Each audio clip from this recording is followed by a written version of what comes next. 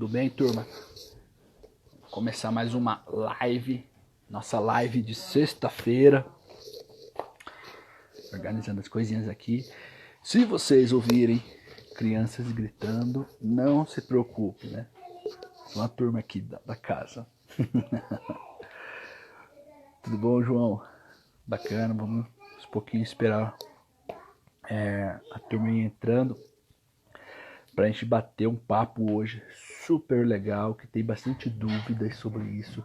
Quer falar um pouquinho mais sobre a profissão do guia, né, de observação de aves no Brasil. E aí a gente vai estar trazendo hoje o Edu Franco, né, que é guia profissional, né, tem uma empresa, uma operadora turística, né, que foca bastante em observação de aves e observação de naturezas, né, a Minas Nature. Se depois da live, quem quiser seguir ele lá, pode seguir. Vocês vão ver bastante coisas legais sobre alguns tours que ele faz em Minas Gerais, né? Bem legal mesmo, certo? Turma tá começando a entrar, tudo bem, Augusto, Luiz Henrique, Agostinho, Nery, tudo bem? Sejam bem-vindos à nossa live de sexta-feira, né? A gente vai bater hoje esse papo bem legal, né, sobre a observação de aves. Gente, a gente recebeu algumas perguntas, né? Então se vocês tiverem perguntas sobre essa questão da profissão do guia de observação de aves, coloquem nos comentários aí que durante o nosso bate-papo com o Edu, a gente vai estar... ele vai estar respondendo para vocês e aí vai ser bem legal, né, essa troca, né, de informação sobre a profissão do guia. Eu vou estar chamando ele aqui, o Edu, para a gente vai entrando aos pouquinhos. Tony, seja bem-vindo. Rodrigo. E aí, meu chefe? Fala, Morrone. Tá bom, meu amigo? Bem demais. Como você tá? Joia. Beleza, boa noite. Boa noite. Como tá esse isolamento aí em Minas Gerais aí? Rapaz, não sei pros outros, mas pra mim tá parado, viu? Eu tava tranquilo aí nas 2 primeiras semanas, mas confesso que essa já começou a complicar. Tá muito fácil, não. Começa a ficar enjoado um pouco já, né? Exatamente. É complicado, mas fazer o quê, né? Vamos bater um papo. Então, gente, vamos começar mais uma nossa live, né? Nossa última live dessa semana. Quem tiver dúvida sobre a profissão do guia de observação de aves, manda perguntas aí no comentário, que vai ser bem legal esse bate-papo nosso. A gente separou umas perguntas e aí a gente vai estar conversando no meio do caminho, certo? E vai ser super legal. Mas antes, Edu, para quem não te conhece, te apresenta aí, a turma que está assistindo aí, para quem não conhece. Só antes, meu som tá chegando tranquilo aí, Edson? Estou te ouvindo. Maravilha. Então vamos lá, cara, eu sou Eduardo Franco, eu sou de formação em Biologia, eu me formei em 2006 aqui em Belo Horizonte, sou mineiro de Belo Horizonte, e também fiz uma pós-graduação em Comportamento Animal, Etologia. E tanto nesses 2 períodos, na graduação quanto na pós, o meu foco era primata. Então, assim, eu não sabia bulhufa de passarinho, cara, conhecia básico do básico. Durante a graduação e na pós, assim, durante os meus 6 primeiros anos como biólogo mesmo, estudante, depois já formado, passarinho era zero à esquerda, não sabia nada. E só que em determinado momento, já fotografava, até pela necessidade dos trabalhos que eu tinha com primata, eu tinha que fotografar alguma coisa e também eu já curtia um pouco. Câmera pequena, nada muito avançado não, mas em determinado momento eu comecei a trabalhar no Instituto Inhotim, algumas pessoas já devem ter escutado falar, que fica aqui em Brumadinho, que é um jardim botânico, ao mesmo tempo é um Centro de Arte Contemporânea, e eles têm uma RPPN, e naquele momento, em 2006, 2007, eles estavam começando a montar essa RPPN deles, que era até um comprometimento que eles tinham assinado para poder iniciar o empreendimento. E o primeiro contato que eu tive com esse instituto foi trabalhando com primata. Nessa área de RPPN deles tinha o primata que eu trabalhava na época, que é o sauá, ou o guigó, que era o que a gente conhecia aqui em Minas. Depois de um tempo, eles acabaram me convidando a trabalhar lá como funcionário no Instituto. E aí eu trabalhei, entre outras, como educador ambiental no primeiro momento, depois como gestor ambiental. E num terceiro momento, que foi o último, foi como coordenador de fauna do levantamento pro plano de manejo da RPPN. E aí era a minha função, assim, ir atrás das pessoas e organizar as pessoas, os pesquisadores que queriam fazer esse levantamento pra gente. E a gente fez parcerias com algumas universidades, principalmente a PUC, a Pontifícia Universidade Católica aqui de Minas, e a Universidade Federal. E na PUC, quem fez o levantamento de avifauna pra gente foi uma turma de estagiários, de pesquisadores do Museu de Ciências Naturais da PUC. E entre eles estava o Wagner Nogueira na época. Wagner, o Elbert Peixoto. E comecei a conhecer essa turma de lá, isso em 2007, 2008. E a gente tinha um alojamento lá, então no final do campo a gente acaba encontrando um monte de turma. Gente que eu trabalhava com morcego, gente com passarinho, eu com primata e tal, e eu também já na função de coordenar. Então eu tinha que ficar vendo que equipamento que eles precisavam, comprar equipamento, etc.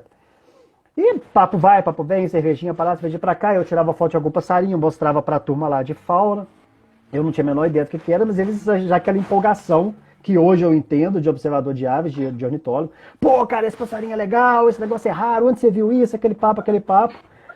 E eu falei, pô, essa galera é meio empolgadora com esse negócio. Daí assim, eu via muito mais passarinho do que macaco, e eles viam meus macacos do que passarinho. Então era um negócio meio engraçado.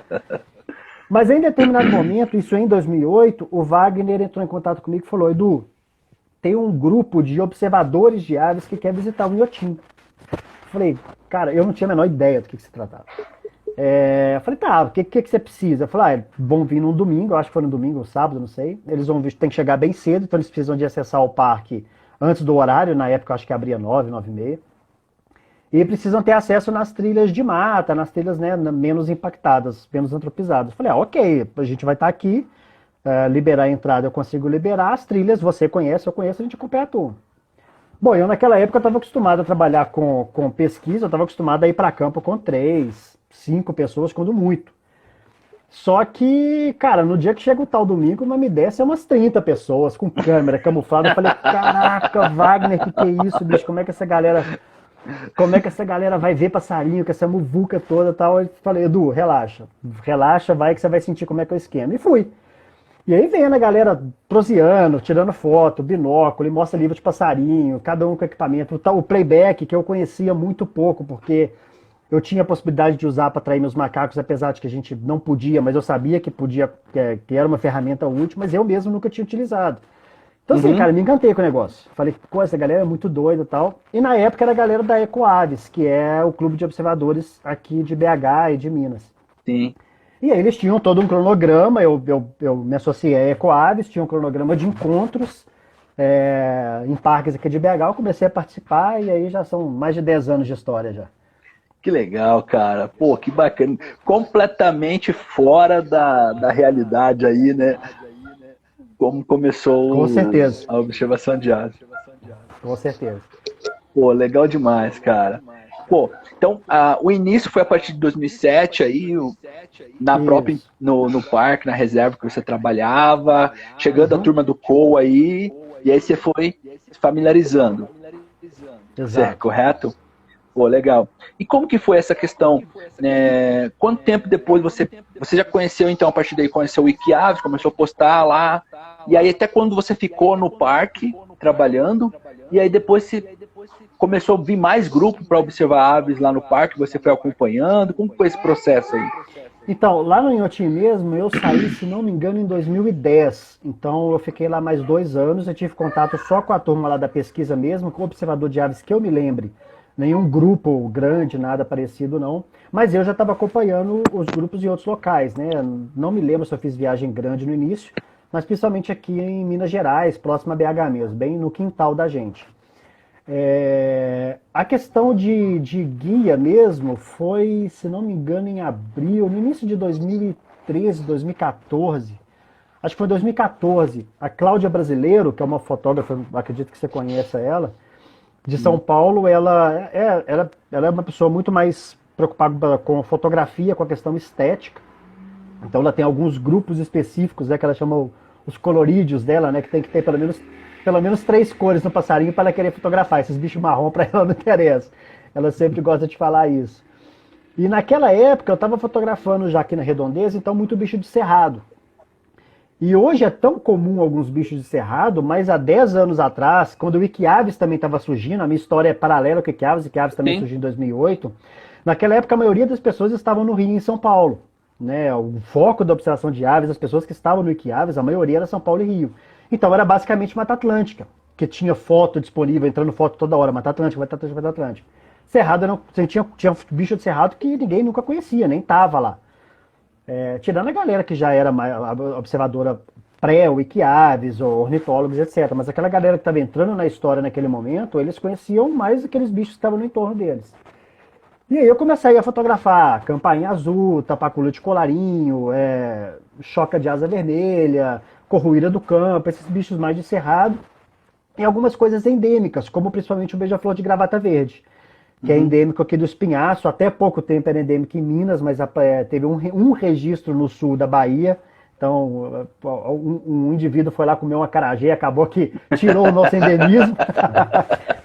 Mas, então esse passarinho específico, que foi o beija-flor de gravata verde, foi quem despertou o interesse da Cláudia de vir para Minas para fotografar. Ela estava atrás de beija-flores naquele momento. Aí ela me mandou uma mensagem, eu estava bem no início, não sabia quase nada ainda, né, em termos de guia, nem sabia que existia o tal do guia de observação de aves. A Cláudia viu uma foto minha e falou: Edu, eu vi que você está fotografando esse bicho aí, vi que está saindo bastante foto, eu tenho interesse em fotografar, você me leva lá? Ah, levo, o que você precisa? Eu falei: não, você me coloca na cara do bicho e o resto é comigo. Eu falei: não, tranquilo, é fácil e tal.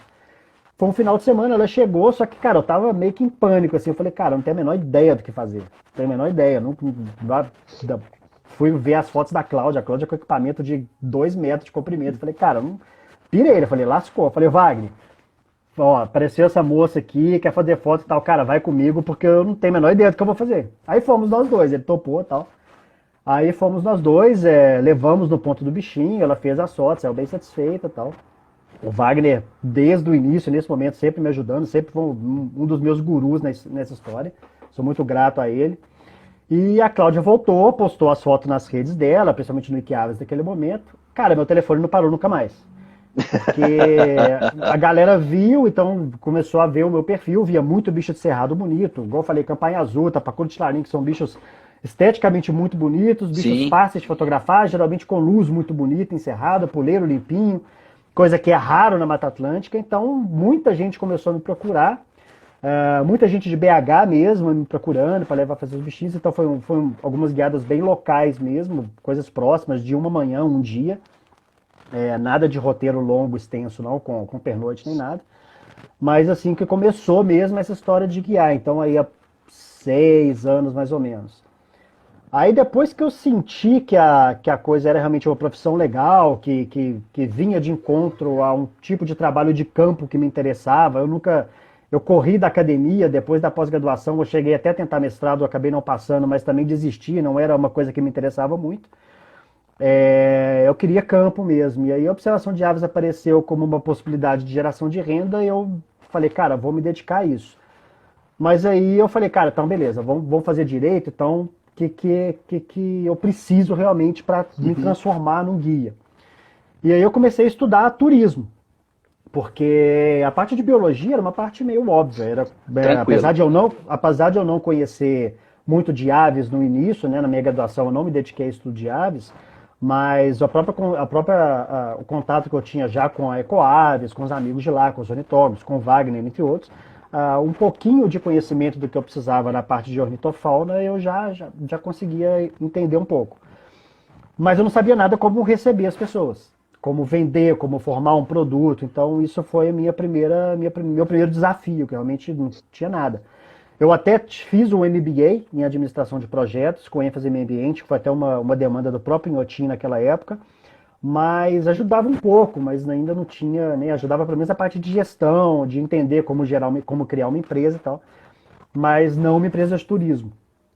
E aí foi quando eu comecei a ter contato com algumas pessoas que já estavam nessa área há mais tempo, não de observação de aves, mas de turismo de natureza de maneira geral.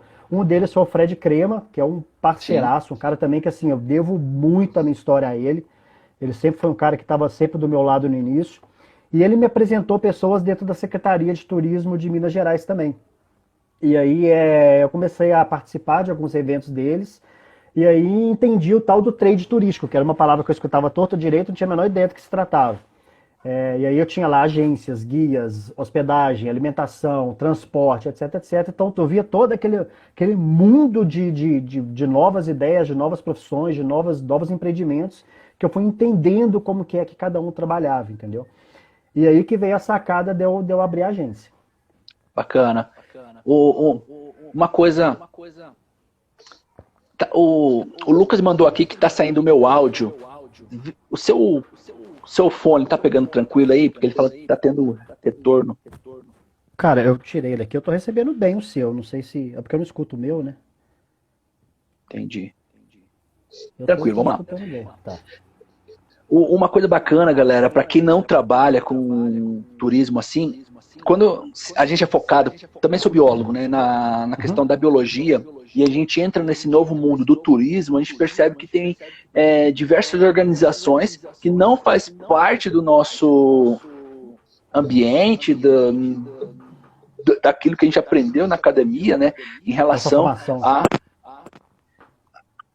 mesmo à observação de aves. Calma aí que tá.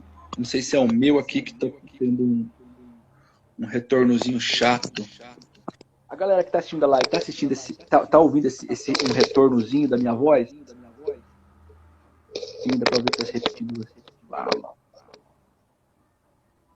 Vamos ver. Tá dando meio que um eco no seu aí, pelo que eu entendi. Beleza. Agora foi tranquilo, né?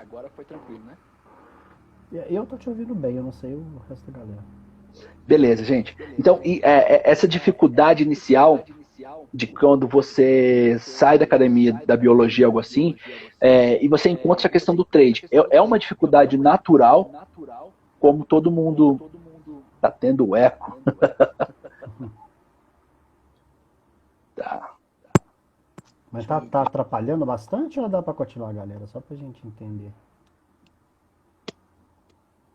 Tá falando que dá. Manda ver, vambora. Beleza.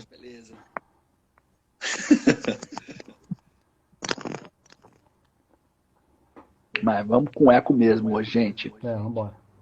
Se alguém for bom aí de tecnologia aí, saber o que pode ser esse eco aí, me avisa aí que a gente tenta resolver aqui, galera.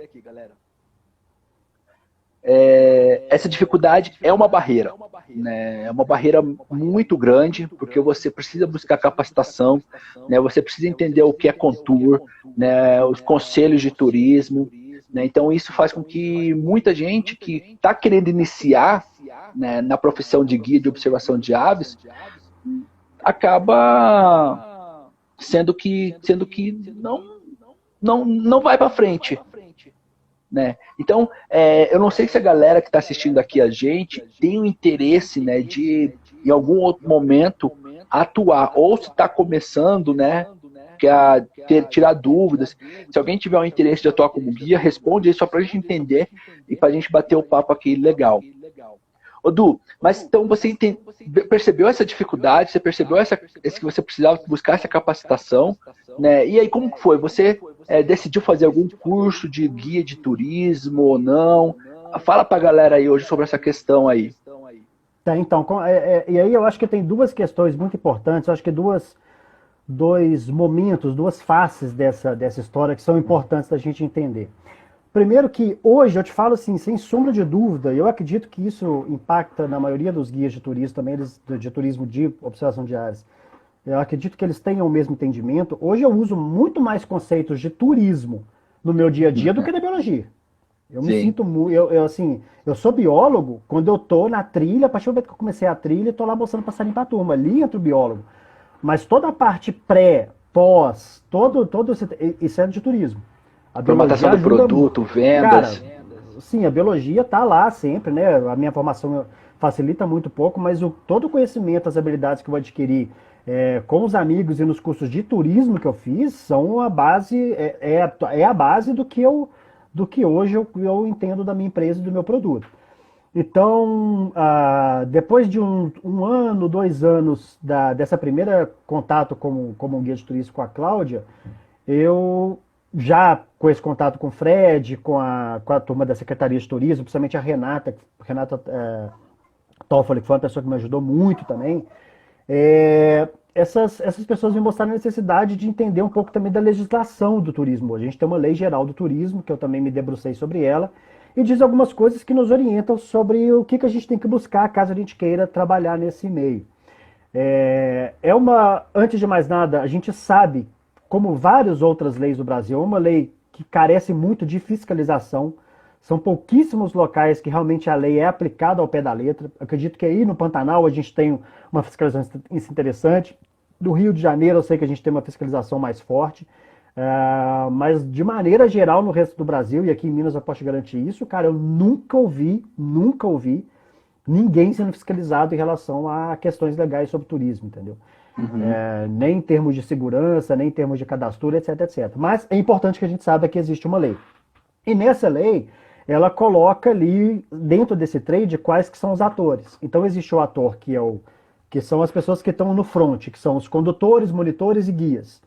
Então existe essa diferença de condutor e monitor, que são aquelas pessoas, né, que, não sei se você já abordou esse tema em alguma live, pode ficar repetitivo, mas só para... Não, pode falar, não chegar a abordar não. Tá, porque o condutor e monitor são aquelas pessoas que trabalham apenas em um atrativo, em um parque ou em algum atrativo específico, então ele só pode atuar ali, e esse ator ele não demanda um curso específico, a não ser um curso sobre aquele atrativo. Então o próprio atrativo tem que gerar um curso, perfeito, fornecer, e aí esse condutor ou monitor pode atuar lá. Como a gente tem dentro de... Só para a turma compreender, a responsabilidade de capacitação de condutor e monitor é do atrativo turístico. Do atrativo, exatamente. Né? Então, da pousada, algo assim, é relacionado ao atrativo, beleza? Isso, exatamente. E aí, vem a questão do guia de turismo. O guia de turismo é aquela pessoa que já está apta, dependendo da abrangência do seu curso, a trabalhar regional, nacional ou até no continente. No caso, eu fiz o curso nacional sul-americano, então eu posso atuar em todo o continente, mas eu só posso guiar, seguindo o que diz a lei, eu só posso guiar diretamente sozinho com o meu cliente dentro do estado de Minas Gerais. Se eu for para um outro estado, para outro país, eu tenho obrigatoriamente que contratar um guia local para me acompanhar. Então eu passo a ser um tour leader, e aí o guia local vai ser responsável por me ajudar a conduzir aquele grupo. E eu não entendo que nada mais óbvio, porque é essa pessoa que conhece o local onde ele está muito mais do que eu, que vou lá de vez em quando. Então eu acho que não só uma questão legal, eu acho que isso é uma questão também, para mim, que faz sentido e é ético. Né? Eu estou indo no local que não é o meu domicílio para trabalhar, e nada mais justo que ter a pessoa local para trabalhar. Só que essa figura de guia, de acordo com o que está escrito na lei também, esse guia ele não pode vender pacote. Quem vende pacote são as operadoras, são as agências, etc. Então eu falei, então eu vou ter também que pensar em abrir um CNPJ para poder comercializar o produto que eu quero criar. E aí eu tinha um conhecimento muito superficial, mas comecei a me debruçar sobre a questão do MEI, que era, no primeiro momento, uma possibilidade que eu entendia ser mais prática, mais rápida e com um investimento relativamente baixo. E é o que basicamente, só te cortando, basicamente claro, todos os guias são cadastrados como MEI. Né? Então é a linha que eles acabam trabalhando aí para a questão jurídica. Né? Então eles acabam pegando o MEI. Com certeza. E aí você pode abrir o MEI como guia de turismo, se você quiser, ou também como agência, ou até os dois dentro do mesmo CNPJ, né? Você tem essa liberdade de colocar o que você quiser lá. Eu, inclusive, coloquei trabalhos de fotografia, edição de livros, que são coisas que podem vir a acontecer no segundo momento. E isso também, você pode, em 5 minutos, você entra lá, você tira, coloca, sem problema nenhum, nada muito difícil de fazer, qualquer pessoa pode fazer. E aí abri a agência, que naquele momento, há 5 anos atrás, era Destinos MG, e eu abri com esse nome um pouco mais amplo, porque como eu tinha contato com pessoas que trabalhavam com natureza sem ser observação de aves, sem ser observação de natureza, eu também vi a possibilidade de, no futuro, de ter atividades relacionadas, por exemplo, a trekking, a cachoeira, entre outras. Então eu deixei um nome mais aberto nesse sentido.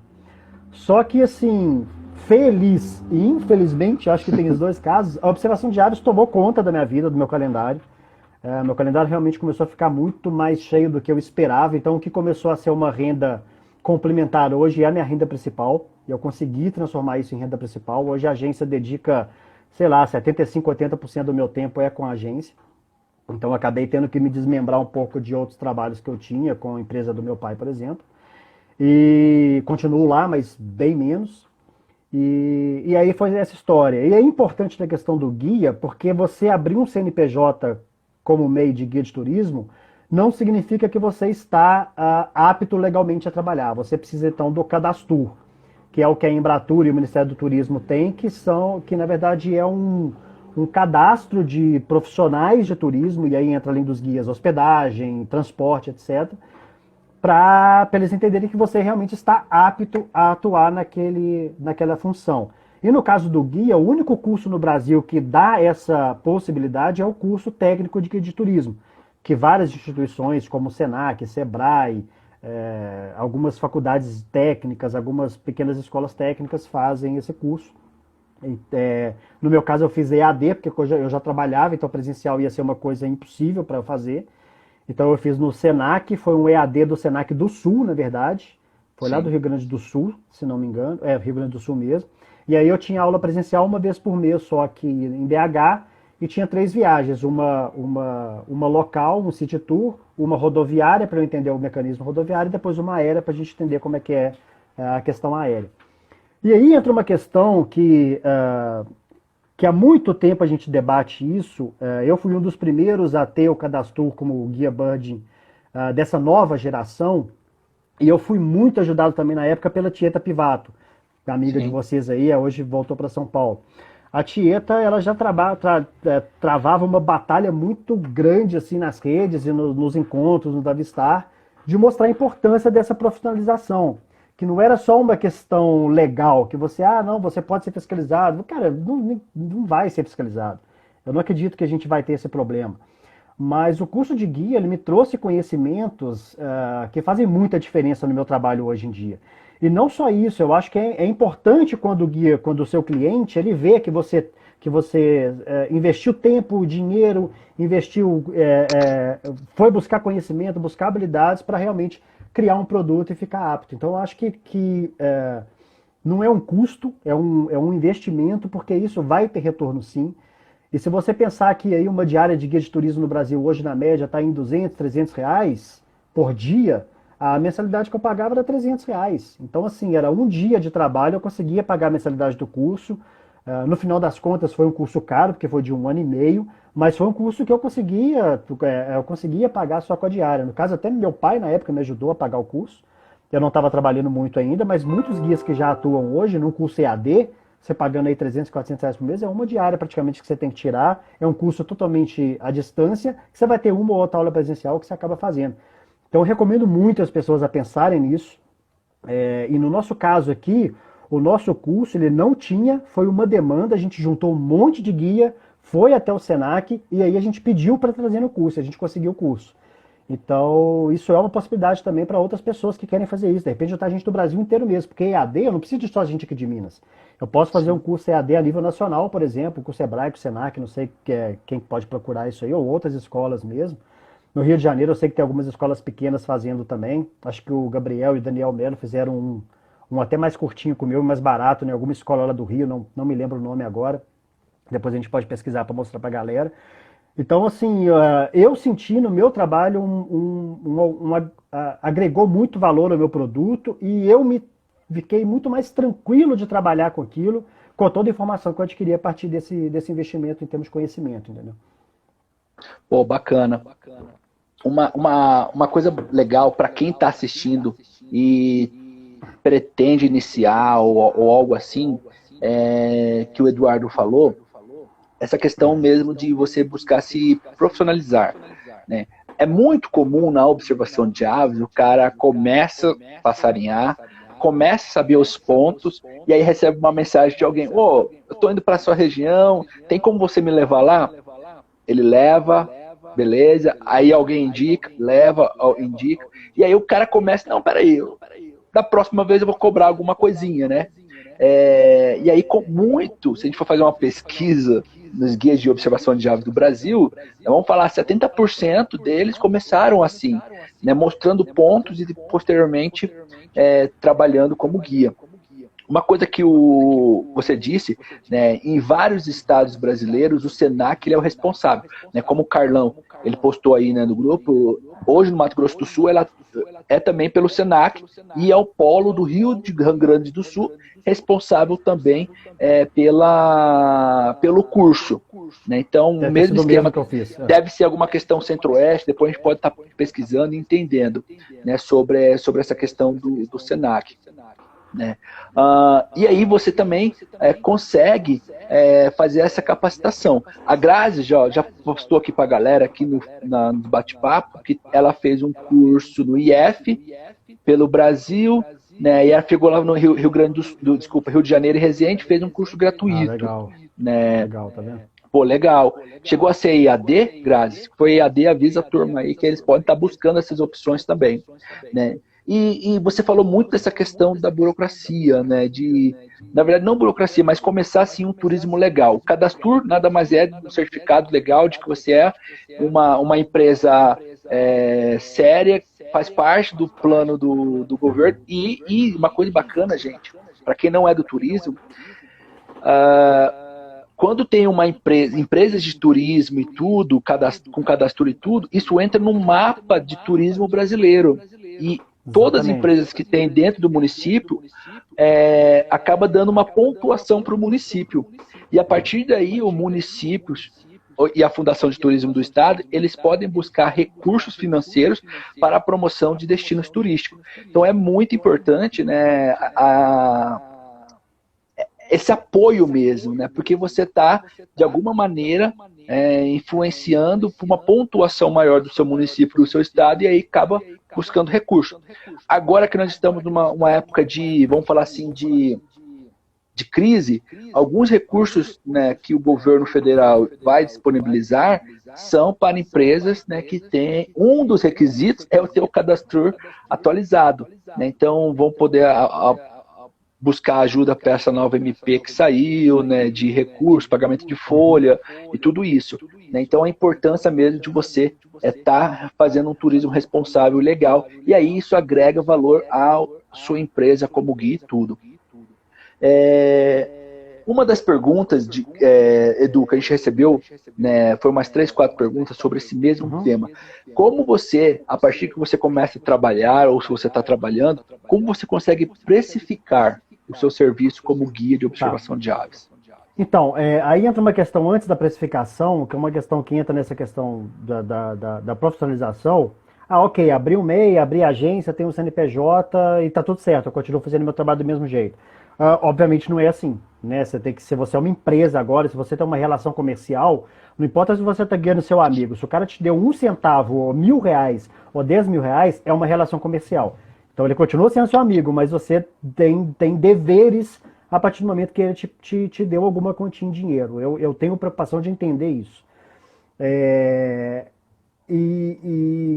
Antes, eu citei que eu fui um dos primeiros nessa nova geração, mas antes de mim, Rafael Forte, Ciro Albano, Fred, Léo Patrial, Bradley, já tinha uma galera que já estava anos-luz fazendo isso no Brasil e fazendo muito bem, já fazendo a nível internacional. Que foram pessoas que foram muito referência para mim nesse momento. Nem de conversar com eles nesse primeiro momento, mas de ver como que eles faziam. O que eles faziam, como eles faziam. Então eu tive essa preocupação também de entender. Vamos atrás das pessoas que já estão nesse mercado há muito tempo. Quando eu fui no meu primeiro Avistar, por exemplo, também, eu absorvi tudo que eu pude no Avistar. Inclusive, parênteses, quem não foi, vá ao Avistar. Eu acho que assim, principalmente para a pessoa que quer empreender observação de aves, é obrigatório que você vá ao Avistar Brasil e, se puder, ir nos regionais. É fundamental. Assim, muda a sua vida, muda o seu entendimento. Você conhece aquela turma de gente que você conhece só de Wikiaves, Facebook, WhatsApp. Então, é uma recomendação grande. Não o know-how, né? Aumenta o seu know-how. Cara, tem que estar lá. Tem que estar lá. Você vai aprender lá. Bom, o Carlão está citando o Vitinho também aí, que já estava nessa... Citei a Tieta, enfim, várias pessoas. O Adrian também, lá no Sul, que já trabalhava há muito tempo com isso. Então, enfim, a gente já tinha aí um grupo de pessoas que já trabalhavam com isso há mais tempo, que a gente pode aprender muito deles. Mas aí, no meu entendimento, da minha geração, alguns guias que eu mesmo contratei, que eu via vendendo trabalho de observação de aves, como funcionava? A Cláudia, por exemplo, entrava em contato comigo, ela falava, Edu, quero ver o beija-flor de gravata verde. Falei, ok, venha. Ela veio, ela fez a viagem, ela ficou no hotel dela, eu só peguei ela no hotel e levei pro lugar. Nada mais do que isso. Então eu só tive a minha diária, que na época nem foi diária, não cobrei nada, ela me deu um livro de presente, meu primeiro salário de guia foi um livro muito bonito, inclusive, do Otávio Campos Salles, um livro fantástico. E aí, a maioria das pessoas faziam isso, então cabia ao cliente cuidar de toda a logística. Eu falei, não, peraí, eu acho interessante eu fazer o pacote. Então eu comecei a entender como fazer o pacote turístico, que é aquele pacote completo, já com hospedagem, alimentação, transporte, etc. Eu só não incluí o aéreo, porque o aéreo daria uma dor de cabeça muito grande, porque como a empresa é uma eu-keep, sou só eu não tenho um escritório, não tenho uma pessoa que fique aqui. Então se eu estiver em campo com um grupo e tiver um problema com a passagem aérea, por exemplo, da semana que vem, eu vou estar sem sinal, não vou responder, então a passagem aérea é uma coisa mais complicada. Então eu deixei isso de fora no primeiro momento. Mas a partir do momento que a pessoa estava aqui em Minas Gerais, o resto era tudo comigo. Então a pessoa me pagava tanto e não precisava se preocupar com nada. Tinha que olhar o passarinho no binóculo e clicar o passarinho da fotografia. Então, a minha preocupação naquele momento era então de criar realmente um pacote turístico. E aí eu comecei a correr atrás dos hotspots, dos locais que eram interessantes de Minas, que eu acho que o primeiro passo é esse, você tem que ter o que mostrar. Se você tem espécies endêmicas, espécies raras, espécies difíceis de fotografar, você já começa muito bem, porque isso é um highlight no seu produto. Né? Isso atrai seu produto. Então, seu produto já começa praticamente pronto, você já tem ele ali. É só você montar a trilha e criar meios de colocar a pessoa na frente, na cara do gol, na frente do bicho. Se você não tem isso, você tem que pensar em quantidade, uma lista grande, onde que a pessoa possa ver uma quantidade de aves muito grande em pouco tempo, comedouros, facilidade de fotografia, blinds, etc. Então, você tem que ter algum destaque no seu produto. Aqui em Minas eu dei muita sorte, porque eu moro praticamente dentro da Serra do Espinhaço, que tem muitos endêmicos, muitas espécies específicas desse tipo de ambiente. Então, e naquela época quase ninguém conhecia esses bichos e quase ninguém trabalhava. Quase ninguém guiava nessas áreas, pouquíssimas pessoas. Então eu comecei a ir na Serra do Cipó, principalmente, na Serra da Moeda, que é aqui perto em BH, e comecei a ir atrás desses endêmicos. E a partir daí, na hora que eu senti que eu tinha pontos bons de fotografar esse bicho, eu falei, agora eu já tenho o meu material bruto, a minha matéria-prima. E aí eu fui atrás das pousadas, de restaurantes, tentar entender as melhores, a questão de café da manhã, que ainda aqui em Minas é difícil. Conseguir café da manhã, madrugador, que é o que a gente precisa. Algumas pousadas estão começando a entender isso. Algumas, inclusive, surgiram com a minha ajuda, pensando nesse público de observador de aves. E aí, a partir do momento que eu tinha tudo isso pronto, com os parceiros, com os terceiros, transporte, no início eu comecei a fazer com carro particular. Não façam isso. Foi o maior erro que eu cometi na minha vida. Carro de aluguel. A não ser que você tenha uma empresa grande que demanda de 4x4, aí é outra história. Mas eu que dependo de carro pequeno, no máximo uma SUV normal, assim, uma Duster, alguma coisa, cara, carro alugado. Você tá com o carro novo sempre para atender seu cliente, o risco de ter alguma pane mecânica durante a viagem é quase nula. Se tiver, o cara vai buscar o carro e te entregar o outro carro rapidinho.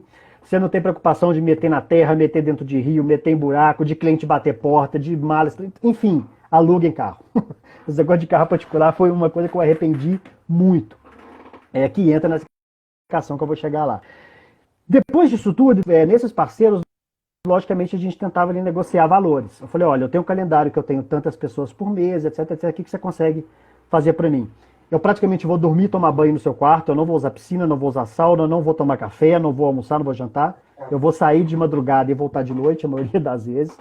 Então, geralmente, você consegue ali 10%, 15%, que já é uma praxe das habitações de dar de comissão.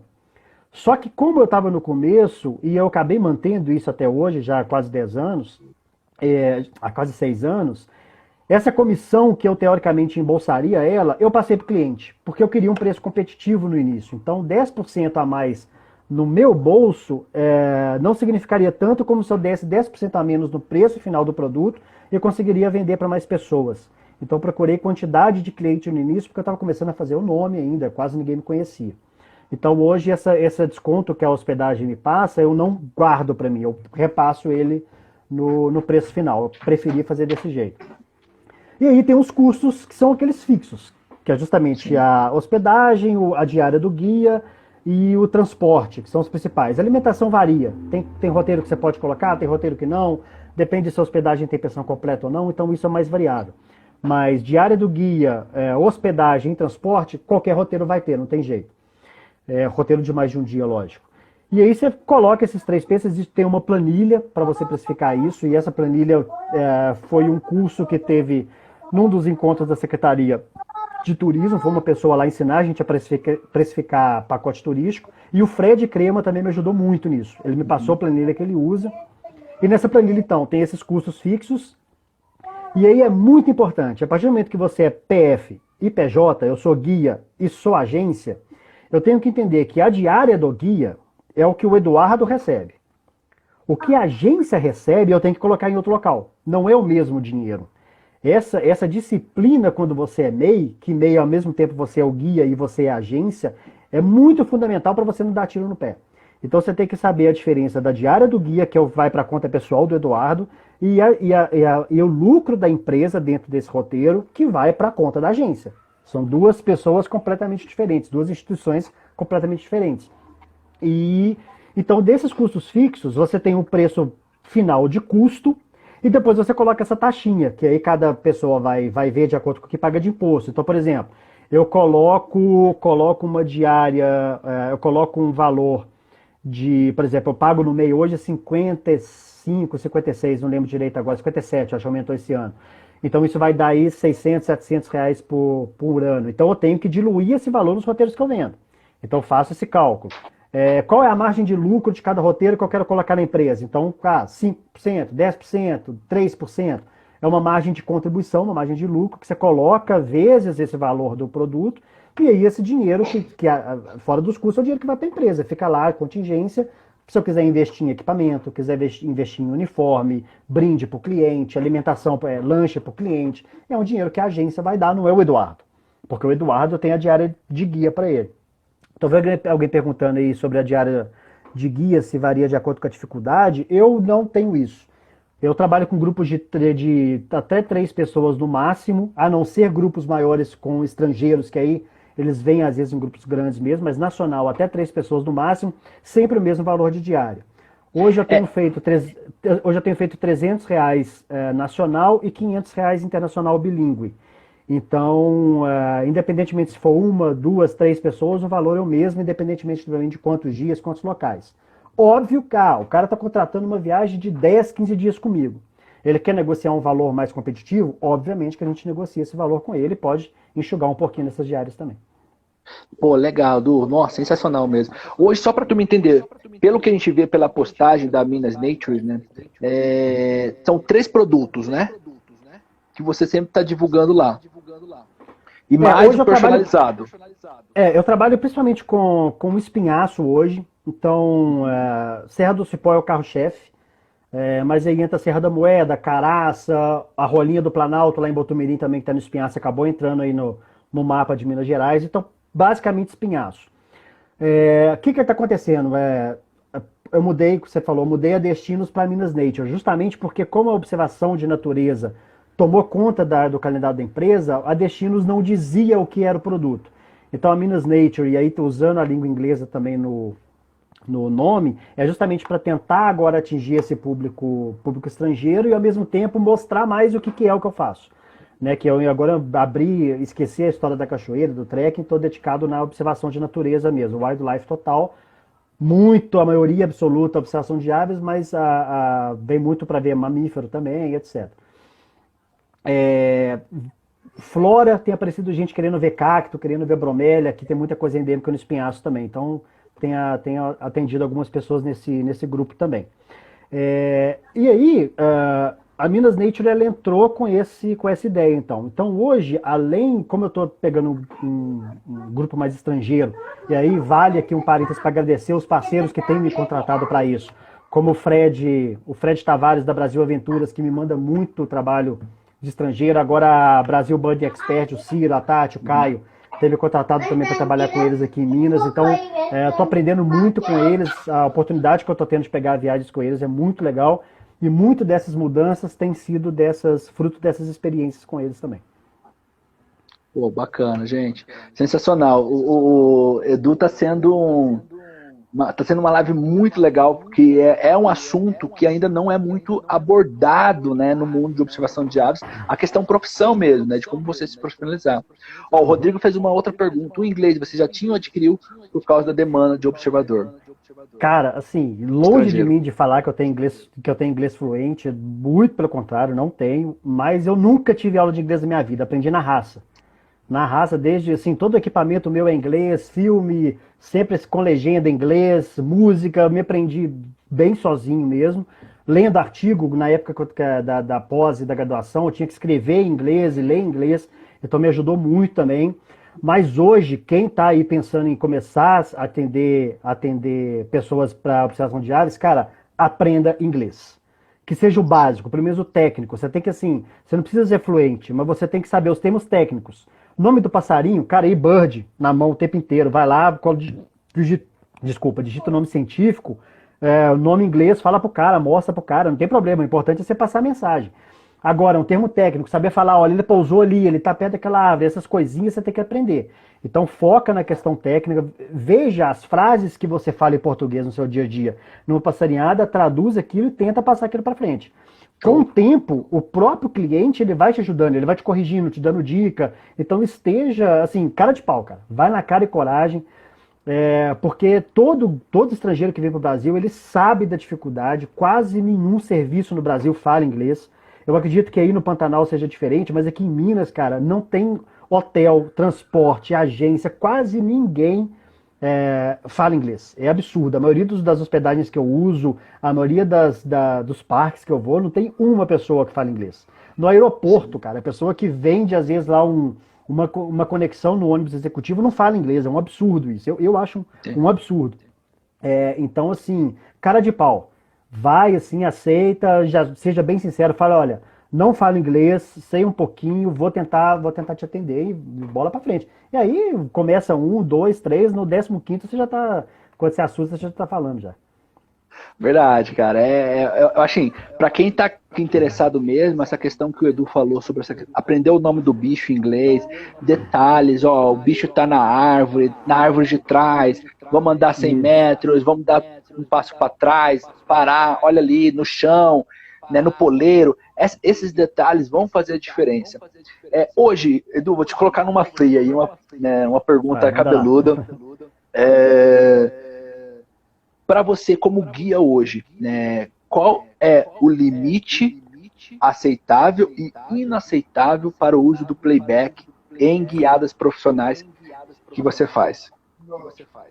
Cara, então, não só isso, eu acho que assim, a profissão de guia de observação de aves do Brasil, ela está entrando no momento, fazendo uma analogia clichê aí, eu acho que a gente está assim, saindo da adolescência. Eu acho que está no momento a gente está naquele momento de transição de maturidade, sabe? De começar a ser mais responsável nessa questão da profissionalização, da formação dos guias, de falar uma segunda língua, etc.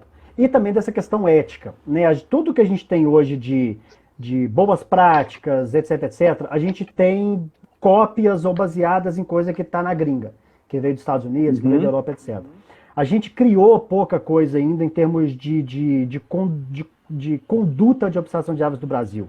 Para não falar que a gente não tem nada. Então, volta e meia eu converso com alguém, converso isso muito com o Guto do Avistar Brasil. Eu acho que o Avistar é um local que pode ser o berço para algumas coisas, por exemplo, como uma associação de guias. A gente conversou um pouco sobre isso ontem, né, com a live com o Giancarlo. Eu acho que está no momento da gente começar a pensar isso. Né? A gente tem guias em todos os estados do Brasil hoje. Dificilmente você vai em alguma capital que não tenha 1, 2, 3 guias. Tem lugar que tem 15, sabe? Tem lugar que tem 10. Canaça, por exemplo, cara. Canaça talvez seja o lugar que tem mais guia por metro quadrado do Brasil. Tem muita gente que guia lá.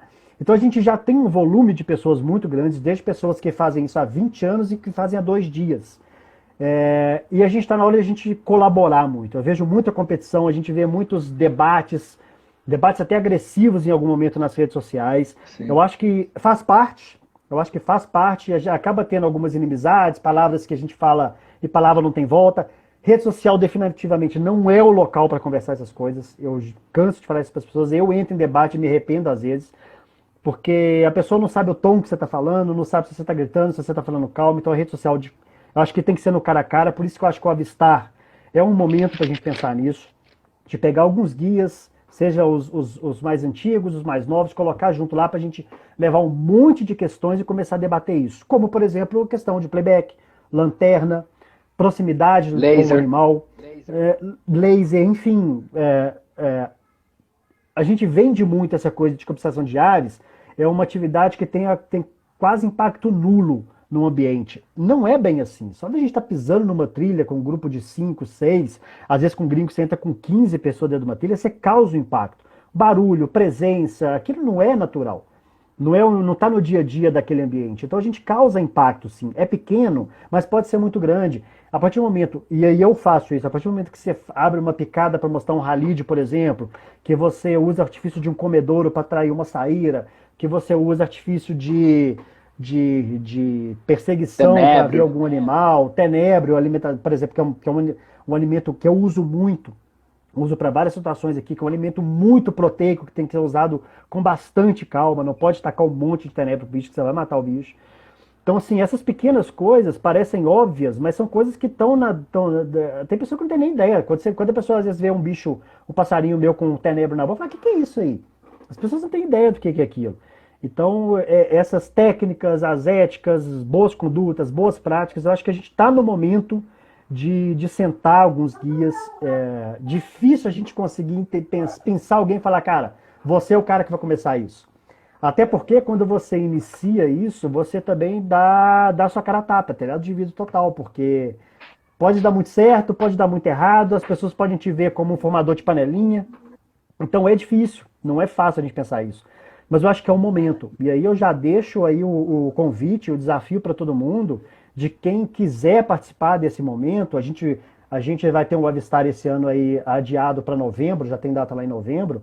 A gente tem alguns meses para tentar conversar isso aí virtualmente, pelo menos juntar as pessoas que têm interesse e tal, que vão no Avistar, a gente sentar lá, fazer uma roda de conversa. Tenho certeza que se a gente pedir para o Guto, ele vai liberar um espaço lá para isso, para a gente tentar fazer alguma coisa. E quando eu digo associação, não precisa de ser formal no primeiro momento. Acho que informal mesmo, um debate bem sincero mesmo, franco, de falar as coisas que te incomodam, as coisas que você acha que são positivas para você, que são negativas, como que você conseguiu as melhores parcerias com hospedagem. Então, assim, trocar mesmo.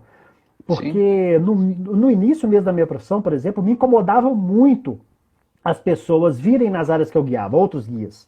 Eu já me estressei com isso. Cara, hoje eu não vejo problema nenhum, eu não tenho competição. O meu cliente, eu faço o meu cliente.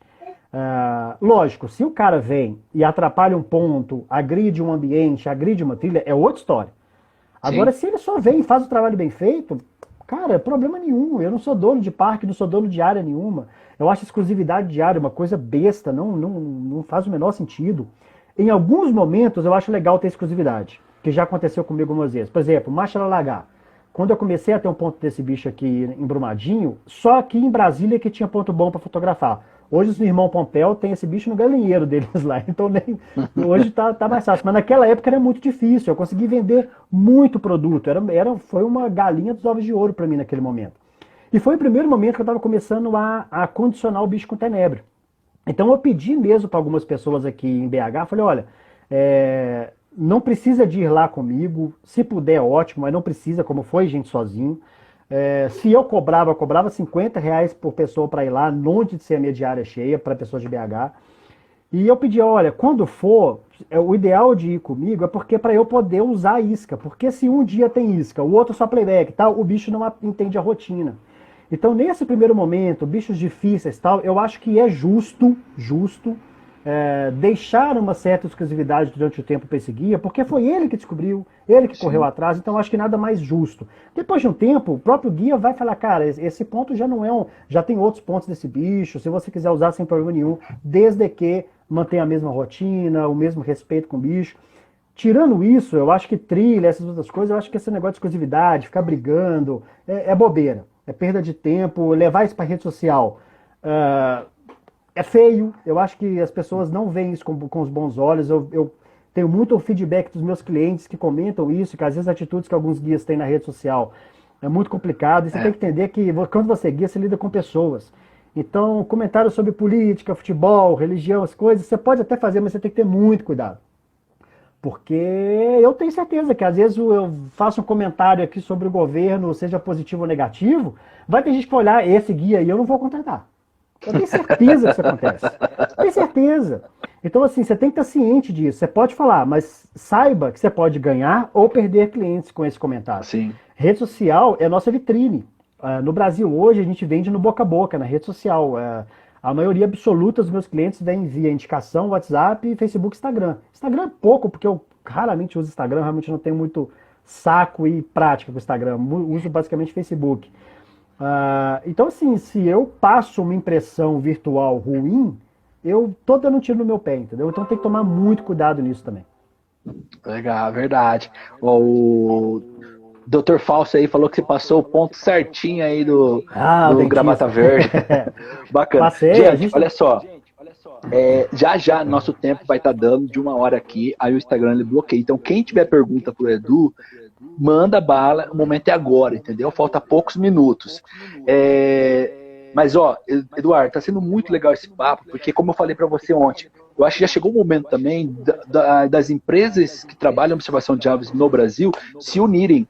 Não só, por exemplo, Mato Grosso do Sul tem parcerias com, aqui, no caso, Buraco das Araras, Pousada do Aguapé, Pantanal, tem parcerias, mas acho que é o momento agora também de destinos, né? Como Minas Gerais podem se unir com o Mato Grosso do Sul, como o Sul pode se unir com o Nordeste, né? E esses destinos, além de fortalecer a cadeia da observação de aves, aí eu estou falando de guias, estou falando de pousada, atrativos, de transfers, né, e tudo, a gente conseguir também com esse grupo, né, nos promover nacionalmente e no exterior, né? Então, eu acho que isso vai ser como você falou, eu gostei muito, cara, dessa definição que você deu, né, que a observação de aves no Brasil está saindo da adolescência, está tendo uma maturidade maior, né, porque é um momento agora de, peraí, já entendo o que é o segmento turístico, já entendo o que é a profissão, já entendo como que é o negócio,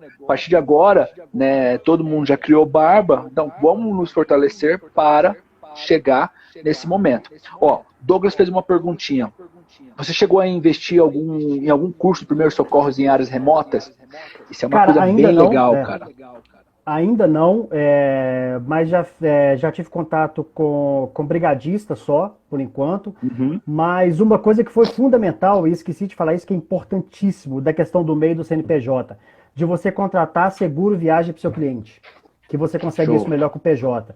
Então hoje eu mesmo não consigo, eu consigo fazer um atendimento, mas eu não tenho formação para isso. Mas hoje, se acontecer qualquer coisa com o meu cliente em qualquer lugar do Brasil, cara, vem helicóptero, vem navio, vem o diabo que for para pegar esse cara, para resgatar, para levar para o hospital. E é barato, isso aí você vai... Hoje eu pago um pacote que é até muito bom, R$5 por dia por pessoa. Tem pacotes R$2, R$3, pouco menores. Se você for pegar isso no valor do seu produto, é quase nada, não vai fazer cosquinha no valor final. Mas quando você mostra para o cliente que você tem um produto, que você tem seguro, que ele pode viajar tranquilo, cara, é outra história. É outra história, entendeu? Então, legal. Hoje eu faço com a Tóquio Marine. Se alguém quiser dicas aí também, contato com quem é o meu corretor, com tudo também, acho que vale super a pena. A chance de eu usar esse seguro ao longo da minha vida é quase zero. Apesar de eu visitar áreas que já tivemos alguns acidentes pequenos e tal, inclusive agora tive uma tromba d'água, eu fiquei preso numa cabeça d'água, fiquei 3 horas preso com ele. Então, assim, o seguro é fundamental, invista nisso. Du, eu vou ter que te interromper aqui. Galera, Infelizmente, deu nosso tempo. Du, eu queria agradecer pelo nosso bate-papo. Dá um sorrisão pra gente bater um print aí e postar. Fala aí. Obrigadão, gente. Joia.